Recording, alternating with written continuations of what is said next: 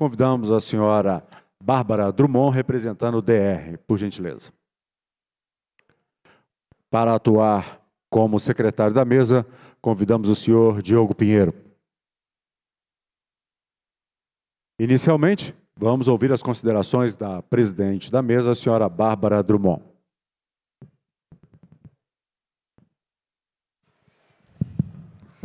Bom dia a todos, tudo bem?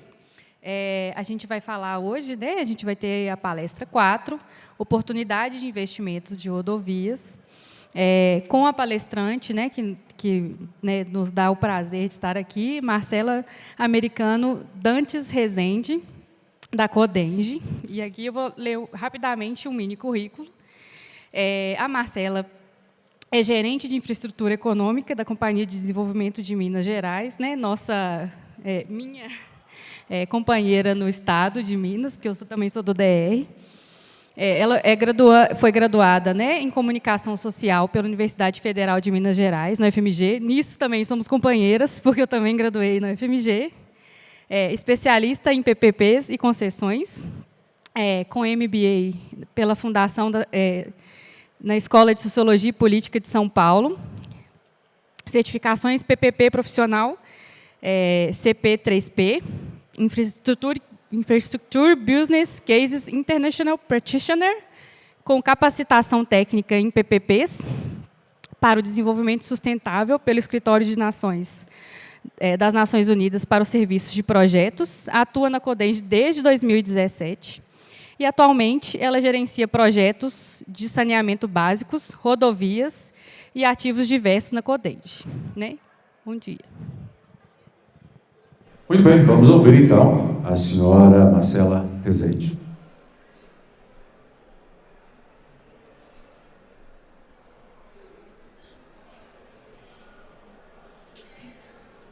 Bom dia, gente. Obrigada pelo convite. Eu trouxe comigo a tiracolo, o Daniel. Daniel é coordenador de estudos de engenharia da Codenge e eu acho que ele pode agregar bastante à discussão. Vou passar o slide.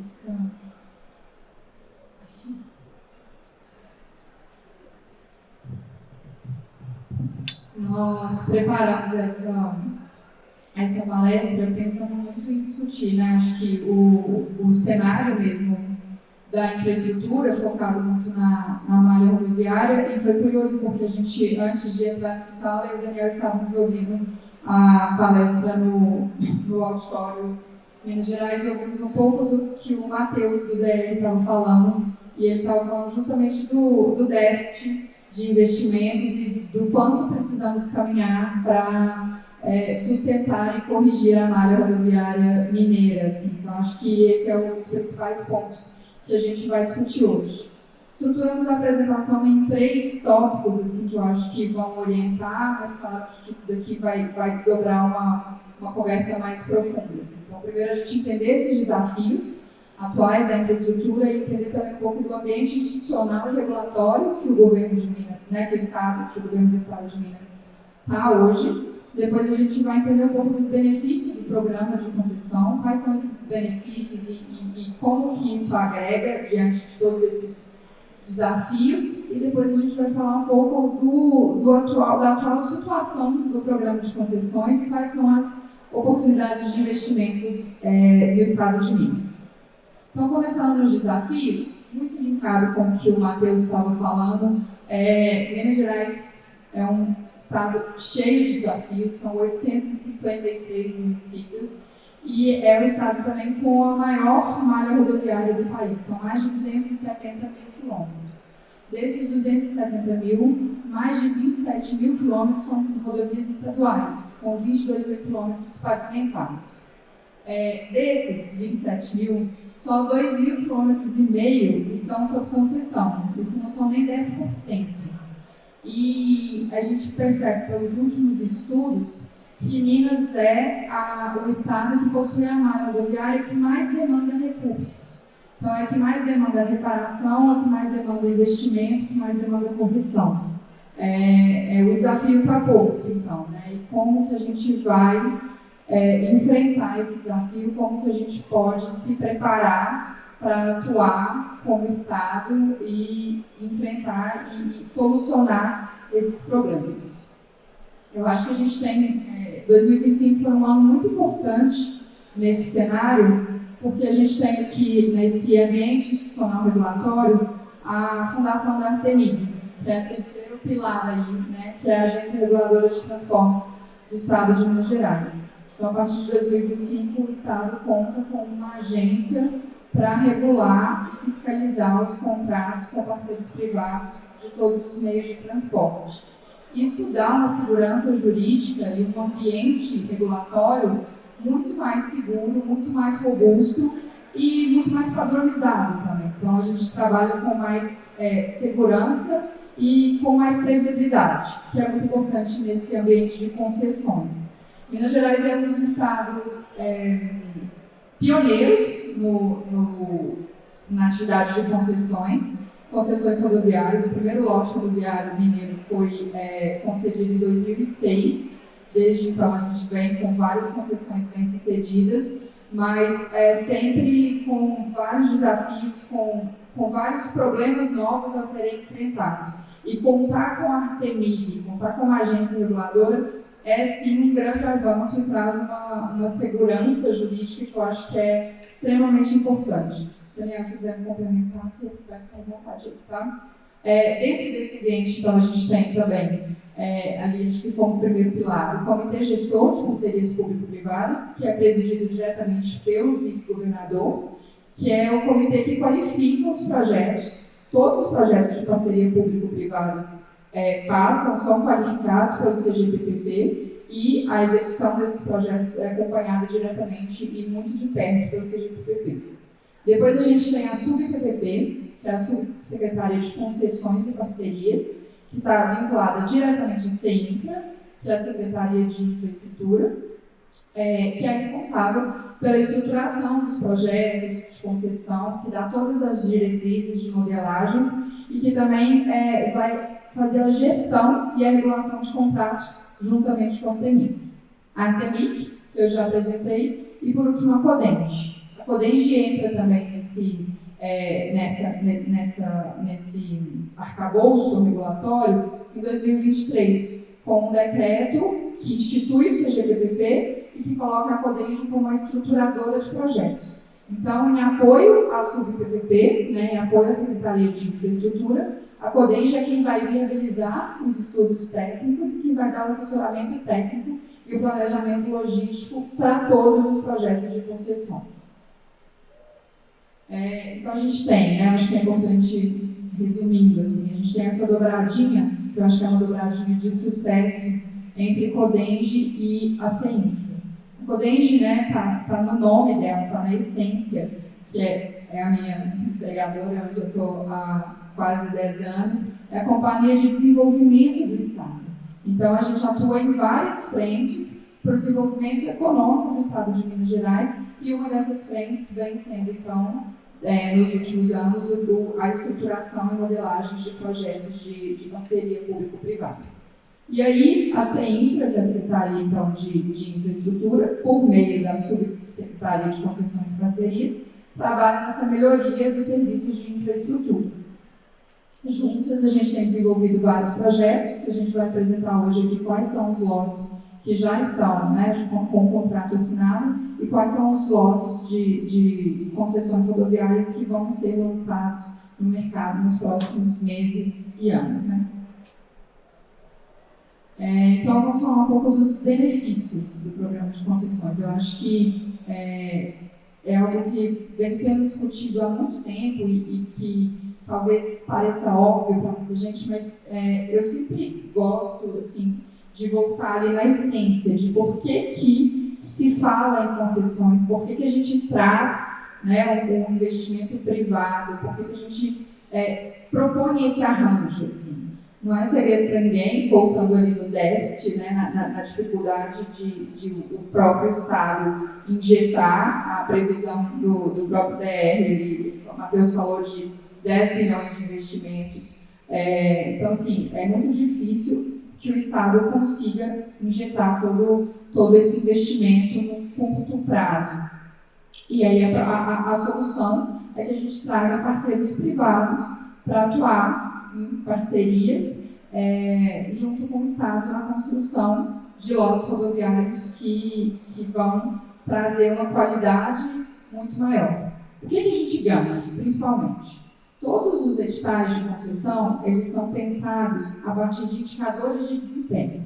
Então, o concessionário que ganhar o edital, ele não vai gerir aquele lote, ele não vai gerir aquelas rodovias da forma que ele bem entender. Ele tem uma série de requisitos que ele tem que acompanhar e, principalmente, ele tem que atender uma série de indicadores de desempenho. E a remuneração dessa concessionária, a remuneração desse parceiro privado, ela é vinculada aos indicadores de desempenho. Então, a gente tem um incentivo automático para que a concessionária performe. Ela só recebe ali o valor máximo, ela só recebe de acordo com a performance máxima. Então, a gente tem ali um incentivo que vai fazer com que a malha sempre tenha sua qualidade máxima e com que o usuário esteja satisfeito. Eu acho que é também o ponto mais importante. E a gente tem um incentivo muito grande também à inovação tecnológica, que muitas vezes o Estado operando, a gente tem ali uma burocracia muito grande, a gente tem entraves burocráticos muito grandes para contratações. Às vezes o processo licitatório de uma contratação estadual é muito complexo, é muito demorado. Às vezes o Estado não consegue acompanhar as evoluções tecnológicas do setor com tanta celeridade e o parceiro privado está muito mais à frente disso, e ele consegue trazer isso para dentro do contrato. Então, esses são os principais benefícios que a gente tem. A gente tem também uma otimização de custos e prazos, de novo, falando no incentivo à concessionária de performar. Então, ela está sempre incentivada a entregar o melhor, porque a remuneração dela é vinculada a isso. Os contratos de concessão são contratos de longo prazo, e isso significa que, normalmente são contratos de 25 a 30 anos. Isso significa, então, que as obras elas têm que ser feitas com material de altíssima qualidade, porque senão o que vai acontecer? Daqui a 20 anos é a própria concessionária que está respondendo por um material que não foi o ideal, por uma obra que não foi feita com a melhor qualidade, com a melhor técnica. Então, o incentivo é um incentivo de longo prazo.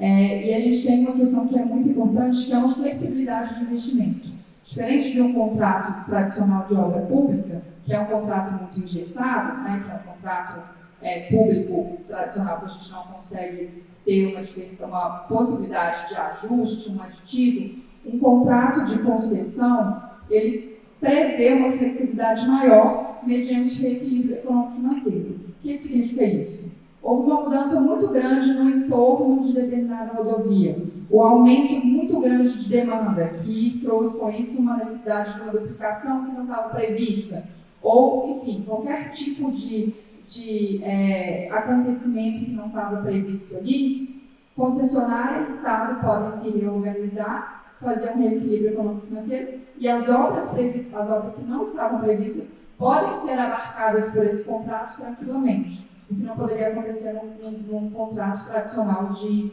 obra pública.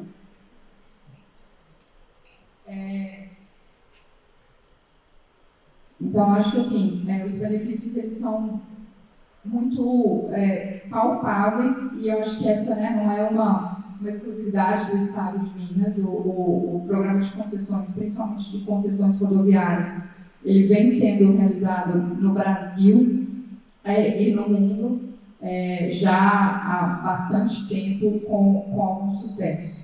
Aqui a gente traz só um panorama das concessões federais no Estado, então a gente vai falar um pouco depois dos lotes estaduais, mas a gente já teve realizado, desde abril de 2024, 5 concessões, e a gente tem previstas mais 2 concessões federais, então, de rodovias federais que cortam o Estado de Minas Gerais, e atualmente a gente tem, dos contratos estaduais, 7 contratos assinados, na verdade são 6 assinados, e um que foi licitado agora no mês passado e vai ser assinado ainda esse ano. São, então, como eu falei lá no começo, mais de 2.500 quilômetros concedidos, com uma previsão de quase triplicar esse número com os próximos lotes, e isso significa mais de 20 bilhões já contratualizados em investimentos. Então, aquele número que o Matheus colocou e que a gente também levantou em pesquisa, que é um gap, né, que é uma necessidade de investimento gigantesca, a gente consegue trazer com a parceria dos privados. Então, a gente já tem aí 20 bilhões de investimentos contratualizados. As perspectivas, então, são muito boas. A gente tem aí mais de 100 bilhões de investimentos previstos para os próximos 7 anos, contabilizando esses já contratualizados e os próximos lotes que virão.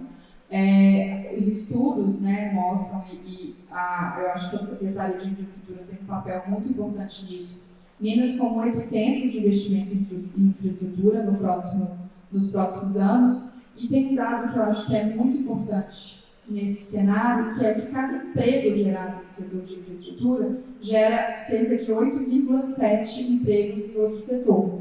Então, é uma cadeia que está girando constantemente a partir desses projetos.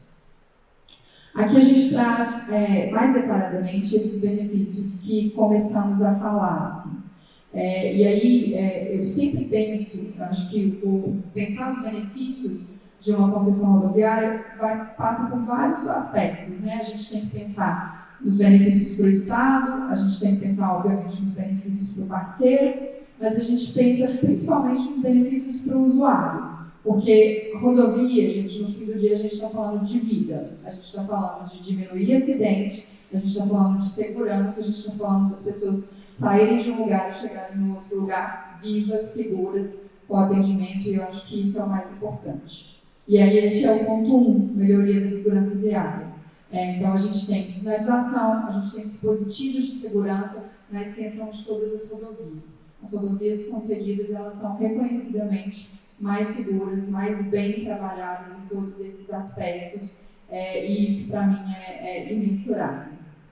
A gente tem a redução do tempo de viagem, também considerando que a gente tem faixas adicionais, duplicação, contornos, tudo isso. Todas essas questões, elas já são previstas no edital de licitação. Então, o estudo de modelagem de uma rodovia, de um lote rodoviário, ele já vai levantar quais são essas necessidades, quais são as demandas daquele espaço, onde precisa ser duplicado, o que precisa, né, de faixa adicional, de construção de contorno ou eventuais obras de arte. Tudo isso já vai estar listado para que a concessionária faça da melhor forma, com as inovações e com tudo que ela trouxer de inovação tecnológica, mas todas as demandas elas já são mapeadas no estudo. A gente tem, como já falamos, a geração de empregos, não só por conta dessa cadeia da infraestrutura, mas a gente tem que pensar que são 25 a 30 anos de concessão. Então, a gente tem gente trabalhando ali constantemente nos postos de atendimento ao usuário, nas obras, todo esse tempo, nas obras de construção e manutenção. A gente tem uma maior fluidez, porque a gente tem os dispositivos de interseção, as melhorias de acesso, ponto de ônibus, passarelas, todas essas intervenções que são pensadas para que o fluxo flua melhor, da melhor forma possível. A gente tem a redução do custo logístico, com a recuperação e a manutenção das vias. E, por fim, a gente tem uma geração de receita para os municípios, considerando o ISS, que é recolhido em toda a prestação de serviço em cada uma dessas etapas da concessão. Aí tem um ponto que eu também acho que é bem crucial, que é o conforto para o usuário. Né? Então, as concessões elas têm esses 4 elementos, que são o sistema de atendimento ao usuário, o atendimento médico de urgência, o socorro mecânico e o ponto de parada de descanso. Então, acho que faz toda a diferença quando a gente está numa rodovia e que a gente está ali, uma rodovia que é acidentada, com a malha completamente em estado deplorável e que a gente, além disso, a gente sabe que a gente não tem nenhum suporte ali. Ou quando a gente está numa malha fluida, uma malha de alta qualidade e que, além disso, a gente tem o suporte. Então, a gente tem ali, as concessionárias, elas têm que oferecer o suporte ao usuário. Guincho leve, pesado, caminhão-pipa, o centro, o centro de apoio, ponto de parada de descanso e, principalmente, o atendimento médico de urgência, com ali as estimativas de quanto tempo o atendimento tem para chegar a cada chamada Tudo isso está disciplinado no contrato com a concessionária. Então, é um incentivo, na verdade, uma exigência para que o usuário esteja protegido em todo o caminho que ele percorre nessa rodovia concedida. E aí, vamos pensar então um pouco no Programa de Concessões Rodoviárias de Minas Gerais. Quais são as nossas oportunidades? Quais são as perspectivas para os novos lotes? Hoje a gente tem 4 novos lotes de concessões em perspectiva. Daqui a pouco eu vou falar sobre cada um deles. Mais de 2.300 quilômetros. Então, a gente vai dobrar o que a gente já tem concedido hoje em estudo. Atualmente, esses estudos estão sendo conduzidos pela CODENGE e pelo BNDES.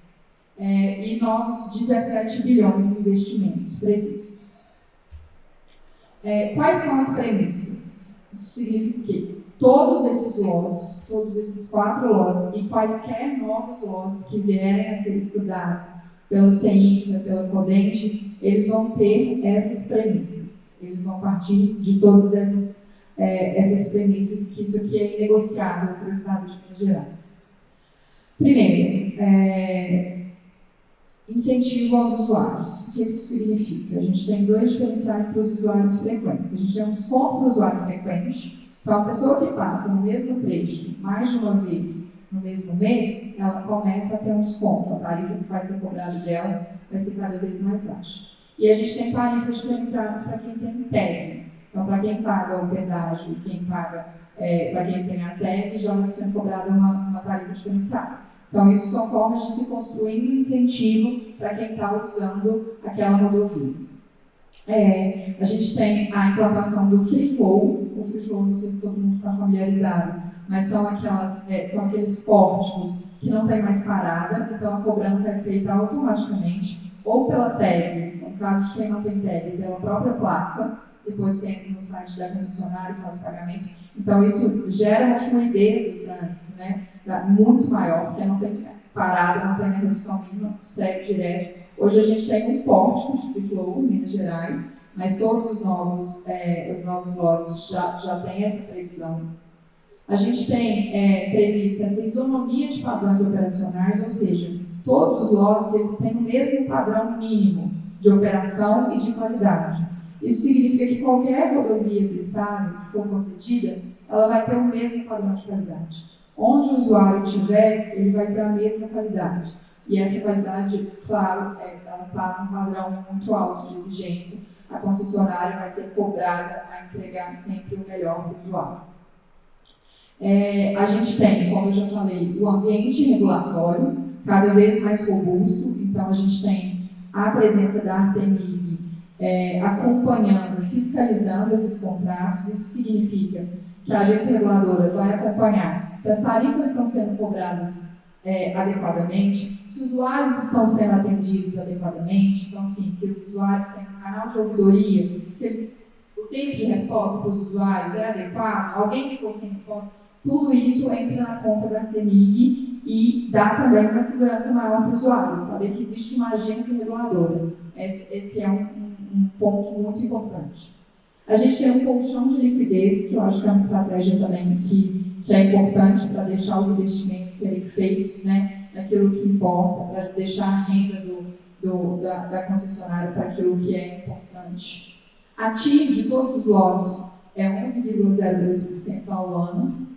Aqui tem 2 temas que eu gosto muito, que são as obrigações ESG e a resiliência e adaptação climática. Ou seja, a gente tem ali nos contratos um incentivo às obrigações ESG, né, que é environmental, social e governança. Então, ambiente, social e governança. A gente tem incentivo para que a concessionária adote as melhores práticas relacionadas ao meio ambiente, ao social e à governança. E a resiliência climática, que é incentivar que a concessionária se prepare para as mudanças e para os impactos da sua atuação no clima. Acho que faltou alguma não, né? Acho que foram todas. Então, essas são as premissas que foram consideradas na estruturação dos novos lotes que a gente vai apresentar para vocês. A gente está chamando, então, de terceira rodada de concessões, né? Os lotes estão, a gente tem, como eu falei, desde 2006, a primeira concessão do Estado de Minas foi realizada em 2006. Depois, a partir de 2017, a gente fez uma boa leva de concessões também. A BR-50, 135, a MG-135, Rodoanel, Varginha Furnas e Sul de Minas. E agora a gente entra, então, nessa terceira rodada. Quais são os nossos eixos estruturantes, né? Bons projetos, isso significa que esses projetos estão sendo estudados há bastante tempo pela CODENGE, pelo BNDES, em parceria com a CEINFRA. Então, assim, são equipes multidisciplinares, engenharia ambiental, econômico-financeiro, jurídico, todo mundo debruçado na realidade do Estado, na realidade da malha rodoviária, para entender qual é a demanda, para entender a melhor forma de modelar cada um desses lotes para que eles sejam, de fato, interessantes para o concessionário, mas principalmente para que eles sejam eficientes e para que eles atendam às demandas do usuário. Fortalecimento regulatório, que eu acho que eu já falei bastante, já deixei bem clara a importância. Previsibilidade, eu acho que isso é importante também, a gente, ao trabalhar com parceiros privados, é importante que todo mundo tenha claro o que está ali, o que a gente vai encontrar, que os contratos sejam sem surpresas e que, né, ambas as partes possam confiar do outro lado. Então, são contratos previsíveis, são contratos construídos com muita segurança para que isso possa se desdobrar ao longo desses 30 anos sem grandes complexidades. Mas, claro, todos os contratos também prevêem os comitês de arbitragem e tudo mais, em caso de necessidade de eventuais conflitos. Transparência, que eu acho que é muito importante, que tem a ver também com esse ponto. Abertura ao diálogo e ciência social. Mais uma vez eu foco nessa questão, assim, as rodovias, elas são dos usuários. Então, os usuários e usuários do entorno, eles também têm que entender a importância e o impacto daquilo que está sendo feito ali. Nem sempre uma obra, né, uma obra de construção ou manutenção de uma rodovia, ela traz um desconforto inicial, claro, às vezes isso vem ali com uma desapropriação e tem um impacto grande, mas isso então demanda sempre uma conversa muito franca com a sociedade, um envolvimento da sociedade em todas as etapas e os benefícios dessa obra, eles têm que ficar muito claros para a sociedade em todas as etapas e esses lotes, elas operam então com a licença social. Isso tem que ser feito, construído com os cidadãos que estão ali no entorno. Você quer falar sobre os lotes, Daniel?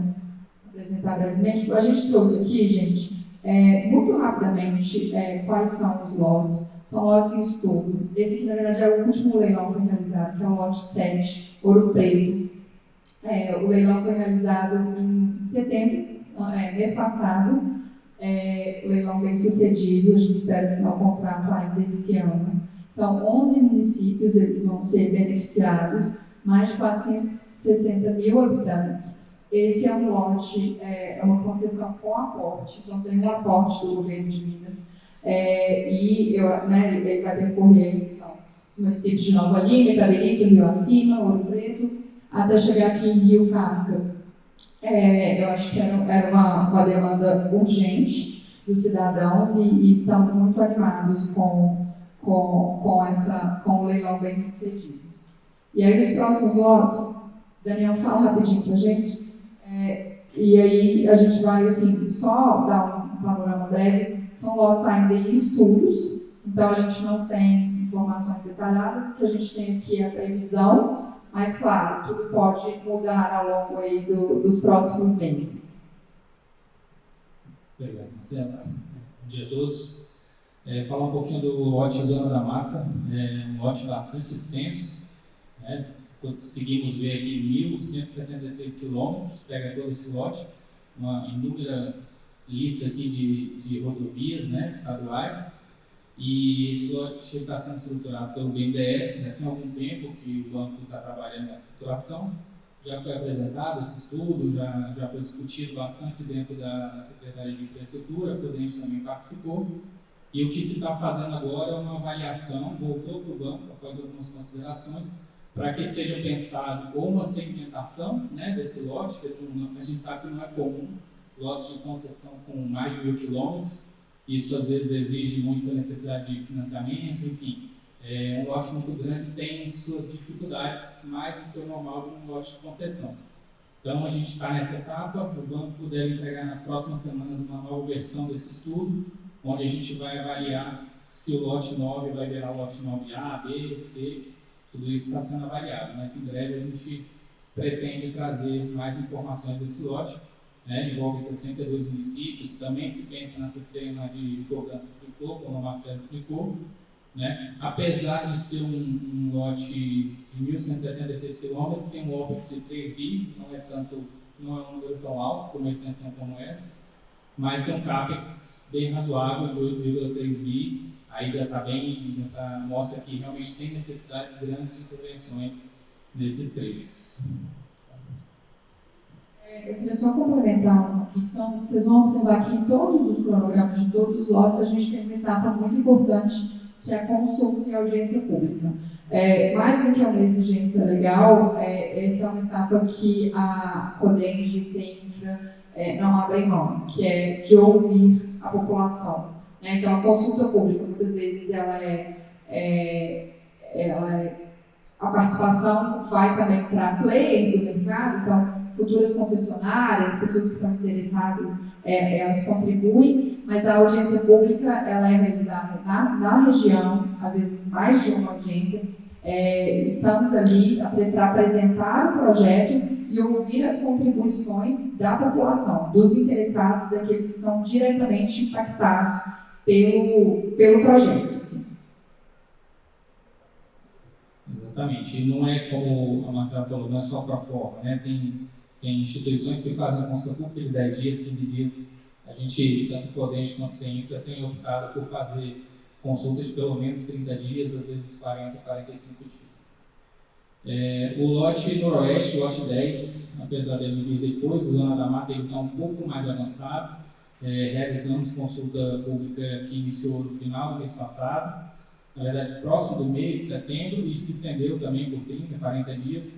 A consulta terminou recente, agora perto do dia 20 de outubro, e agora a gente está na etapa de avaliar essas contribuições sobre o lote, para verificar se tem necessidade de ajuste no projeto antes de seguir para a fase de lançamento do edital.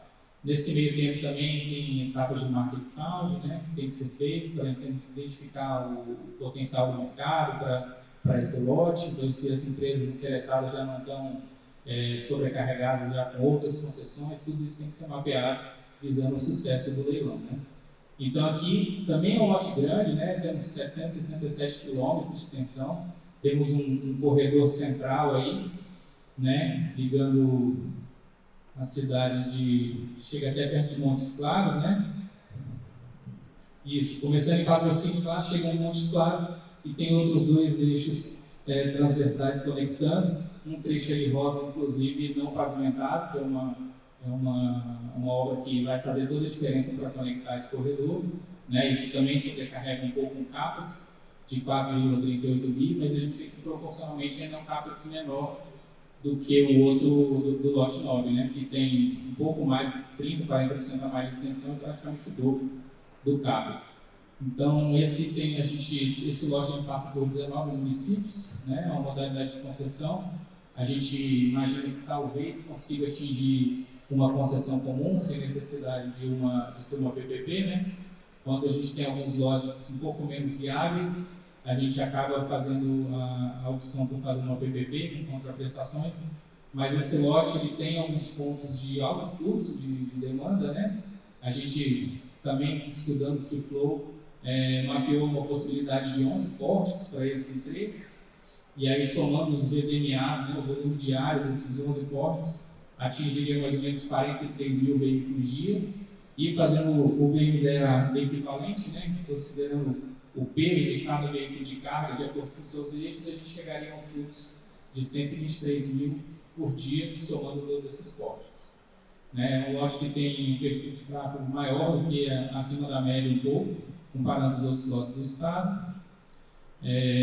O interessante desse lote também é que ele vai se complementar com outras concessões já existentes no estado, né? Ali do Triângulo Mineiro e de Rotas Gerais, que é um lote que está sendo estudado pelo governo federal e tem previsão de sair no final desse ano, no começo do ano que vem. E a gente está nessa etapa que eu falei, vamos verificar as necessidades possíveis de ajustes para soltar o edital ainda esse ano.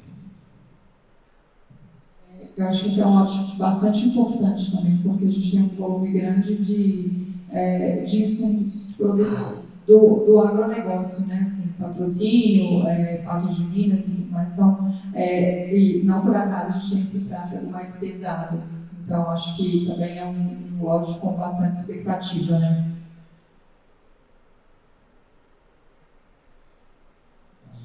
Aqui vamos detalhar um pouco mais, né? Em verde, esse corredor central que a gente comentou, de patrocínio a Montes Claros.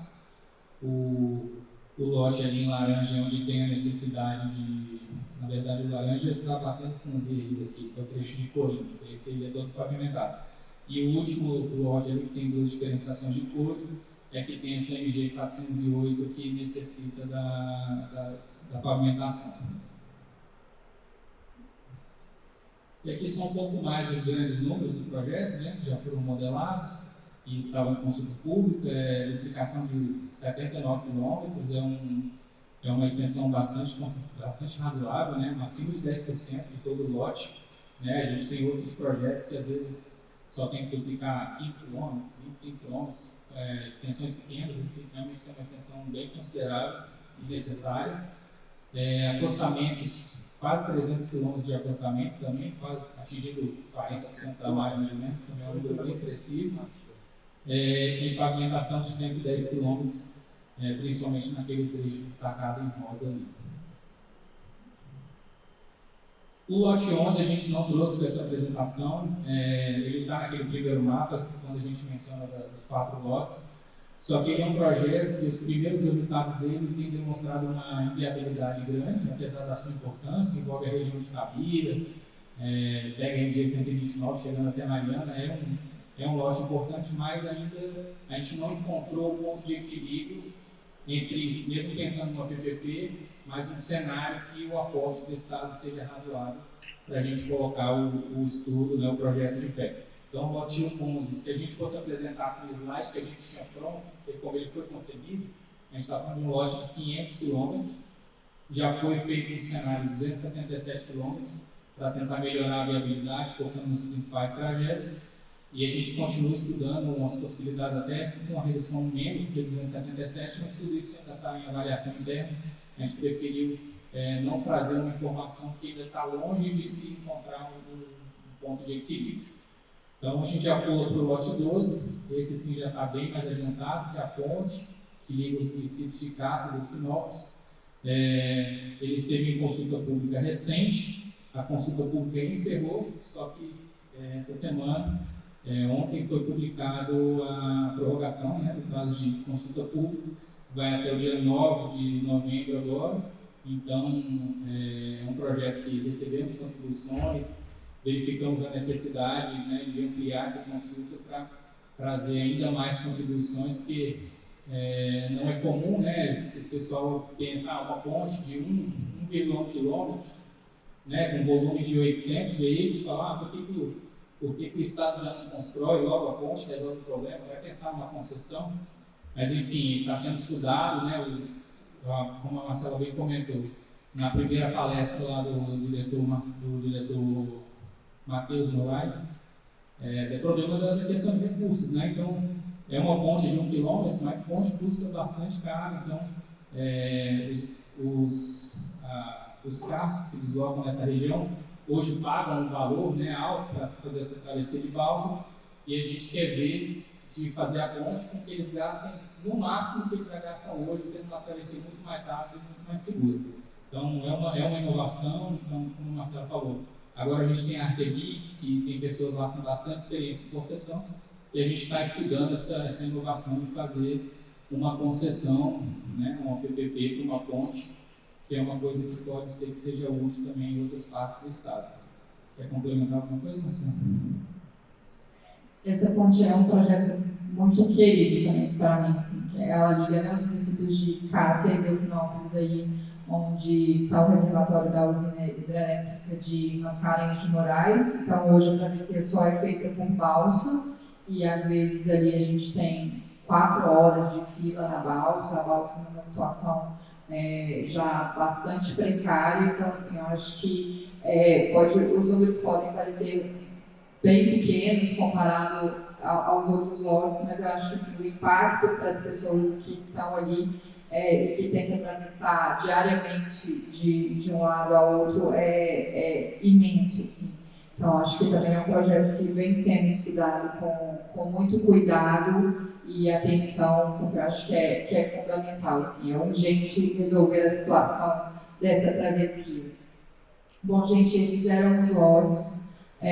Foi o que a gente preparou, o meu contato está aí, e foi o que a gente tinha pensado para hoje.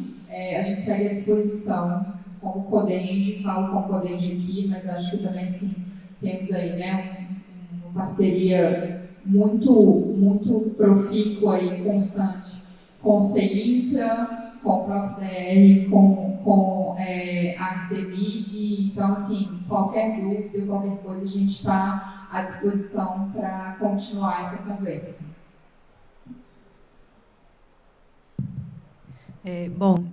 Eu vou, né, assim, começar aqui falando que o tema é muito afeto a gente, né, do DR principalmente. Eu, como gerente de desapropriações, sei profundamente o impacto, né, que todos esses projetos causam. Quando você falou de desapropriação, eu sei que realmente vai na ferida e que realmente um projeto, né, e principalmente as concessões, um projeto, né, como você fala, quando bem elaborado, e quando a gente pensa no projeto desde o início, né, e pensando, né, essa pauta do ESG, é muito importante, né? Então, assim, é muito bom que isso tenha sido pauta dessas novas concessões, porque isso realmente faz muita diferença. Então, eu sei que isso vai trazer muitos benefícios. A gente fica muito contente, né, que isso tenha sido considerado. E aí, vou abrir para perguntas agora. Queria saber se alguém tem perguntas. Pode levantar a mão que a gente leva o microfone. Tem pergunta? Deixa eu ler aqui. A gente recebeu uma pergunta aqui, eu vou ler. As rodovias que estão concedidas, né, sem o free flow, passarão a ter a tecnologia em breve? Ou isso não está considerado? Ou são só as novas? Bom, essa é uma ótima pergunta. Isso é uma questão que tem que ser avaliada com os próprios concessionários, mas como eu coloquei, né, assim, os contratos de concessões, eles têm flexibilidade e eles têm espaço para absorver inovações tecnológicas. Então, não há impedimento para que isso seja incorporado em algum momento. Não acho que seja algo de curtíssimo prazo, porque, de fato, o free flow é uma tecnologia completamente diferente de uma praça de pedágio normal, mas os contratos de concessão, eles têm a previsão disso. Então, acho que pode acontecer, né? A gente pode pensar nisso mediante reequilíbrio econômico-financeiro. As concessionárias podem, sim, ser provocadas a fazer isso. Eu vou ser um pouco menos político que a Marcela. É possível, como foi bem falado, mas não é o mais provável, né? Porque quando se toma a decisão de botar o free flow no projeto, a futura concessionária ela já estuda isso. Para montar uma praça de pedágio com toda a estrutura e pagando pessoas, ela tem um custo bem maior do que a instalação do poste. Em compensação, o poste tem uma taxa de inadimplência que, mesmo isso vem sendo melhorado e controlado, ainda existe essa taxa de inadimplência maior do que uma praça de pedágio. Então, como a concessionária já fez o investimento na praça de pedágio, ela teria um custo, talvez, para desmanchar, né? Ela deixa isso no custo de folha de pagamento, né, das pessoas que trabalham ali. Dá para fazer uma conta, mas o gasto inicial já foi feito, e então provavelmente teria que ser feito algum reequilíbrio aí, né? Mas, enfim, pensando na fluidez do trânsito, numa padronização, uma coisa que com certeza dá para ser avaliada, só não é tão simples porque envolve altos seguros. Perguntou foi o Ivan. E aí ele até complementa a pergunta, perguntando também qual que é o grau de liberdade das concessionárias para fazer essas inovações, né? E aí o Free Flow ou qualquer outra. E se a Codenge ou a CEINFRA precisam autorizar as inovações, né? Ou se as concessionárias podem ter alguma liberdade para inovações tecnológicas, que foi um outro pilar que vocês tinham comentado. Sim, é muito boa essa pergunta. Na verdade, a Codenge não aprova mais nada. A Codenge é a estruturadora do projeto. Uma vez feita a estruturação, projeto modelado, licitado, aí é responsabilidade da CEINFRA e da TEMIC, a partir de agora. Mas a CEINFRA, sim, tem que aprovar essas alterações mais complexas, porque justamente como o Daniel colocou, foi desenhado um contrato por uma praça de pedágio. Então, havendo uma mudança de desenho da estrutura daquele contrato, porque o contrato ele foi feito, a planilha econômica e financeira desse contrato foi prevendo uma praça de pedágio, com o nível de fuga que é previsto para uma praça de pedágio, com o nível de contratações de equipe que é uma praça de pedágio. Então, uma mudança dessa ela teria que ser aprovada pela CEINFRA ou, eu diria até o contrário, provavelmente provocada pela CEINFRA. Eu acho que não partiria de uma concessionária fazer essa mudança, mas seria provocada. Mas qualquer tipo de mudança desse jeito teria sim que ser aprovada, até porque ela ensejaria um reequilíbrio econômico-financeiro complexo. Então, assim, isso demandaria uma mudança nos valores, né, a serem repassados à concessionária, que demandaria um estudo que ambas as partes teriam que estar de acordo, sim. Mais alguma pergunta, pessoal? Alguém tem alguma pergunta que queira falar no microfone? Ou vocês querem mandar pelo telefone? Não, né? Bom, então a gente vai agradecer a Marcela e Daniel. Peraí, chegou. Peraí. Bom, o Otávio mandou aqui se há previsão de valor de pedágio nas concessões em estudo.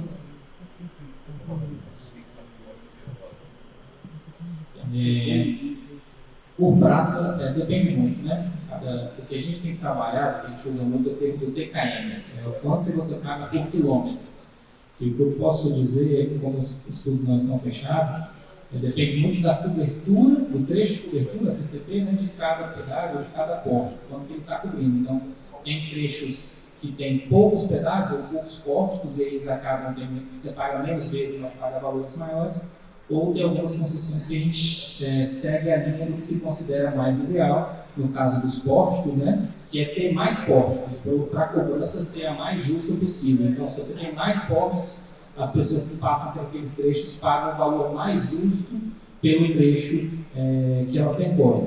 Mas em termos de valores, o nosso TKM tem variado em 16 centavos, 18 centavos, está bem próximo, até um pouco abaixo praticamente todos os estudos de concessões federais que estão sendo estruturados pela INPSA ou pelo BNDES também. Então, a gente sempre tem essa preocupação de olhar em quanto está esse TKM para não onerar demais o cidadão e até, em vez de trazer uma coisa positiva para todos os lados, acabar onerando e já começar com o problema. Então, a gente sempre tem essa preocupação de ter tarifas justas comparadas com o que é praticado. Vou fazer só mais uma pergunta aqui. O Ivan complementa também a respeito da segurança jurídica dos contratos, né, de devolução de contratos de concessionária, e como que a Codenge lida com isso, né, e como que essa modelagem é feita para minimizar esses riscos de questões jurídicas. Então, os contratos de concessões são grandes desafios mesmo, por serem contratos de longuíssimo prazo, em que a gente busca essa flexibilidade, então a gente busca conhecer o objeto, mas como eu coloquei, em 30 anos, muita coisa pode mudar. Então, para trazer uma segurança jurídica, a gente busca na estruturação do projeto ter uma matriz de risco muito detalhada, então a gente procura trazer ali todas, né, tudo que pode acontecer, e isso seria uma responsabilidade da concessionária ou do poder concedente. Então, a matriz de risco de um contrato de concessão, principalmente de um contrato de concessão rodoviária, são páginas e páginas, mesmo assim, é usual, e que se debruce muito sobre esse tema, para que a gente tente mesmo cobrir todas as possibilidades. Eu acho que o acontecimento, e desculpe estar sendo repetitivo aqui, mas o acontecimento de uma agência reguladora é um grande acontecimento nesse sentido, porque a gente tem uma instituição que está aqui para regular o contrato, para garantir que o que foi disciplinado naquele contrato está sendo executado e que está funcionando para ambas as partes e, principalmente, de novo, para o usuário. Então, se qualquer coisa precisar ser alterada ali, isso vai ser alterado com a disciplina da ARTEMID. E, claro, todos os contratos também, eles prevêem ali, né, os dispute borders. Então, qualquer situação de conflito, a gente tem várias camadas de resolução de conflito. Se vai ser um comitê, como que isso vai ser, como que os conflitos vão ser resolvidos, isso também fica muito disciplinado. Uma outra figura importante para dar segurança jurídica para o contrato também é a figura do verificador independente. Então, acho que a gente tem sempre um olhar de um terceiro para dizer, né, porque acho que às vezes isso é importante também. Então, a concessionária vai lá, executa, ela tem os indicadores de desempenho que a gente colocou no começo, e ela diz, eu alcancei os indicadores de desempenho, aí a gente tem um verificador independente, que é uma empresa, uma terceira empresa, que vai dizer, de fato, a concessionária alcançou o item X, o índice X, o índice Z, e pode pagar o que você tem que pagar para ela. Então, acho que são esses os fatores mais importantes na construção de um contrato robusto e que vai minimizar problemas na sua execução ao longo dos anos. Só um complemento rápido, e para melhorar ainda mais a questão da segurança, o governo federal trabalhou muito nos últimos anos nessa questão, né? Tanto que tem saído contratos de otimização de contratos, inclusive esse ano, na nossa apresentação, estava constando a da Fernão Dias, né, BR-381. Então, o Estado, é claro que não vai deixar de olhar o que a Infra-SA, a NTT estão fazendo para melhorar os seus contratos, e claro que a Codenge, junto com a CEINFRA, a ARTEMID, vão observar essas melhores práticas e absorver para os nossos contratos.